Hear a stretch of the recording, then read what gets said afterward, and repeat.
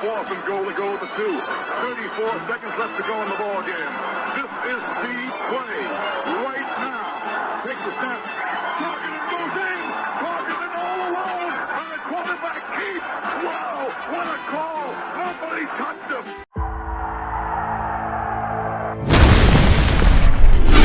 Here is Jeff, the host of the Gridiron.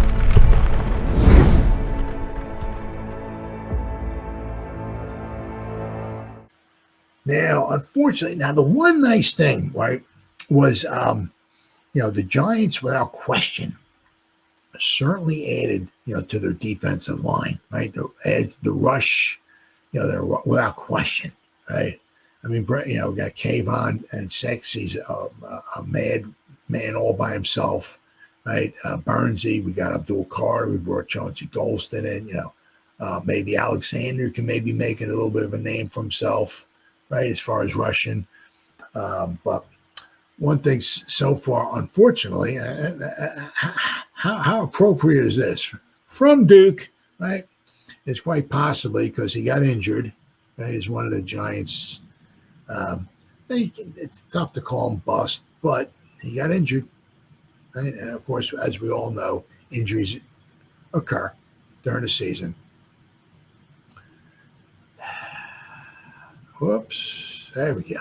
So, unfortunately, Giants' biggest bust for the 2025 season has already become painfully obvious. Things aren't looking great for the 5-year veteran.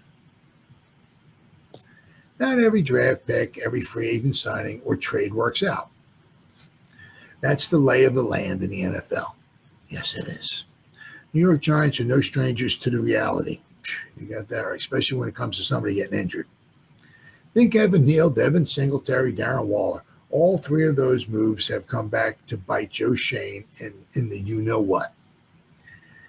Who is this here? This is from G-Men HQ. Matt Sidney wrote this article here. It's just like the saying goes, you either die a hero or you live long enough to see yourself become the villain. Meaning being a general manager long enough and eventually bad moves will begin to define your tenure. Look no further than Bill Belichick, who left the best coaching career in the NFL history on a sour note, only to go on to coach college football. It happens. Shane's next swing and miss might already be here, and it's not hard to spot. The G-Men handed Victor Dimukeje a 1-year, it wasn't that big, right? $1.337 million contract in free agency to help boost their pass rush depth. And no one at fault of his own, that move has aged like milk. Have you ever smelled sour milk? Whew. So Jordan Renan read, Giants agreed to terms with outside linebacker Victor Dimukeje.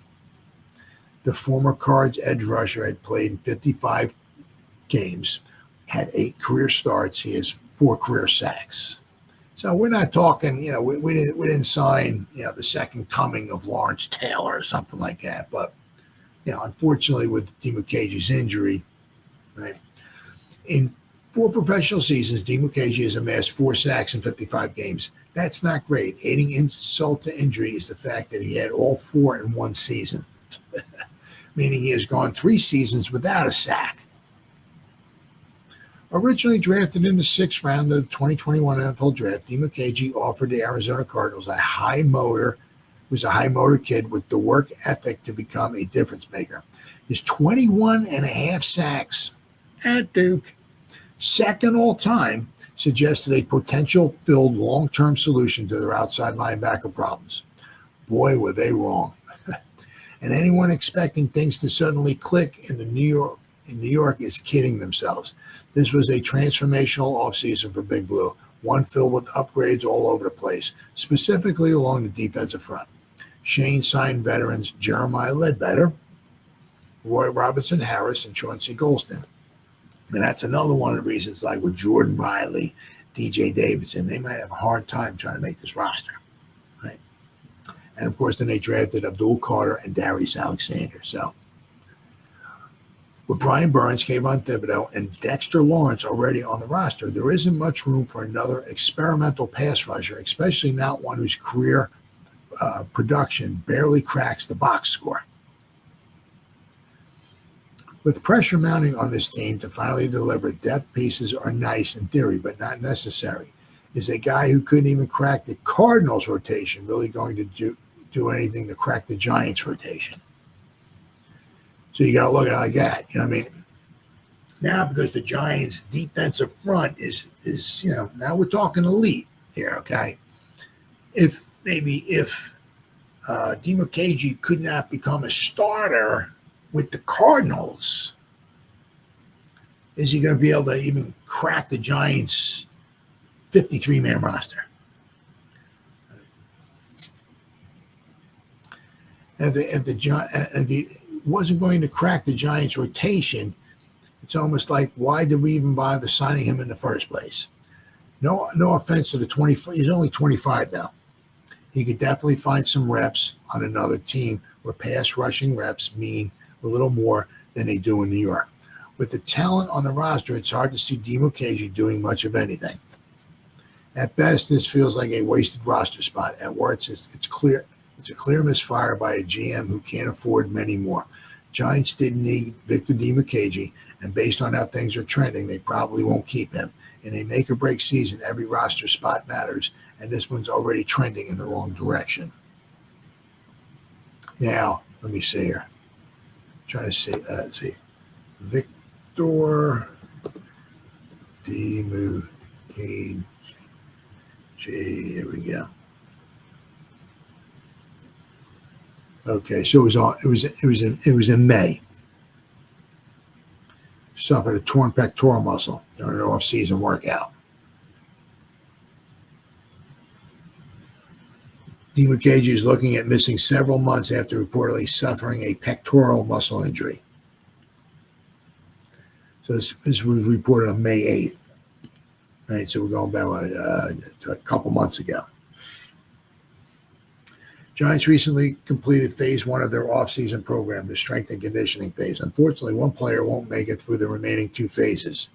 ESPN reported that outside linebacker Victor Dimukeje suffered a torn pectoral muscle during an off-season workout. This likely means that Dimukeje will miss several months while he recovers from the injury. Dimukeje, who signed with the Giants this past offseason after spending the first 4 seasons of his career with the Cardinals. 6'2", 262-pounder, played in 55 games with 8 starts. He recorded 67 tackles and 4 sacks, all of which came in 2020. All his 4 sacks came in 2023. So unfortunately, it is what it is. I mean, injuries happen, right? All right. But they didn't pay him a lot of money. But that is the one the one thing that is you kind of wonder. Oops, you kind of wonder is that if he wasn't going to make the roster, why do we wind up signing him? But all right, next I saw this. A couple of guys unfortunately said. I mean, obviously this happens all the time in the NFL. Unfortunately. Guys get injured, right? And of course, sadly, they have to wind up retiring.